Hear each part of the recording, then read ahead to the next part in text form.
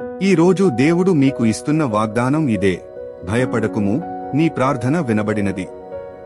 లూకా 1:13. మన జీవితంలో కొన్నిసార్లు ప్రార్థనలు నిష్ఫలమయ్యాయేమో, దేవుడు మన మొర ఆలకించలేదేమో అని అనుకుంటాం. అయితే ఈరోజు దేవుడు మీకు ధైర్యాన్ని ఇస్తున్నాడు.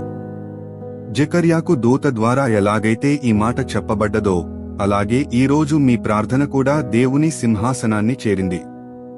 మీ హృదయంలో ఏ భారంతో ఉన్నారో, దేనికోసం ప్రార్థిస్తున్నారో అది దేవునికి తెలుసు. ఆయన సమయానికి, ఆయన చిత్తానుసారంగా దానిని నెరవేరుస్తాడు. కనుక ఇక భయపడకండి, నిరీక్షణతో ఎదురుచూడండి. మీరు ప్రార్థించిన విషయాలు ఇప్పటికే దేవుని చిత్తంలో ఉన్నాయి. ఆయన మాట నమ్మండి, మీ హృదయంలో శాంతిని పొందుకోండి. ఈ రోజు దేవుని వాగ్దానం మీ జీవితంలో నెరవేరాలని ఆశిస్తున్నాను. ఆమెన్.